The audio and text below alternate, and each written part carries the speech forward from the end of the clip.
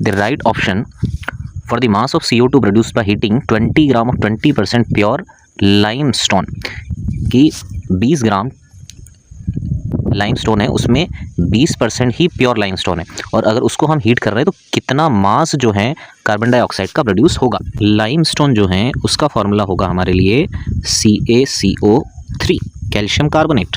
ठीक है, इस कैल्शियम कार्बोनेट को हम क्या कर रहे हैं, हीट कर रहे हैं, तो क्या बनने वाला है CaO और CO2। ये इक्वेशन हम क्लास 10 से ही पढ़ते हुए आ रहे हैं। ठीक है, 1 मोल कैल्शियम कार्बोनेट से 1 मोल CO2 बनती है। ठीक है, ये समझ आया।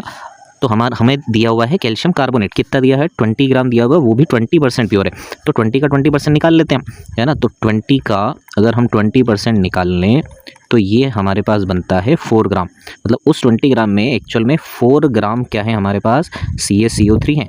और ऐसा हमने इसलिए निकाला क्योंकि रिएक्शन तो कैल्शियम कार्बोनेट ही देगा, डिकम्पोजिशन तो कैल्शियम कार्बोनेट का ही होगा। ठीक है, अब इस 4 ग्राम के बारे में बात करें तो नंबर ऑफ मोल्स निकालने पड़ेंगे, क्योंकि नंबर ऑफ मोल्स आपस में रिलेटेड है। तो given mass, number of moles के लिए गिवन मास 4 ग्राम, और मोलर मास कितना हो जाएगा, कैल्शियम का दे रखा है 40, तो कैल्शियम का ले लिया 40 प्लस कार्बन का 12, तो हो गया 52। ठीक है, और ऑक्सीजन 3, तो 48 ये हो गए, तो हो गए 8 और 2 10 और 100। ठीक है, तो ये कितना बन गया, 0.04 मोल बन गए।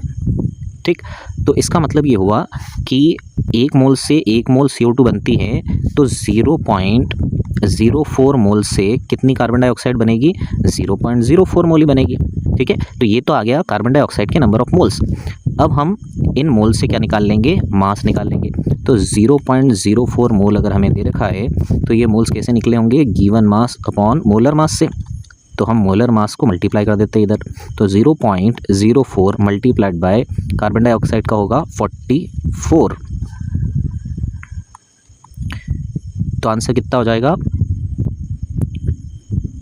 यहाँ से हम मल्टीप्लाई कर लेते हैं, पॉइंट हटा देते हैं, 2 0 लगा लेते हैं, 4 चौक 16, 1 4 चौक 16 और 1 17। ठीक है, नीचे से 2 के बाद पॉइंट लगा देते हैं, तो आंसर बन गया 1.76 ग्राम। ठीक है, और ऐसा हमारे पास सिर्फ एक ही ऑप्शन है, 1.76 ग्राम, नंबर ए। तो आंसर कितना हो गया हमारा, ए।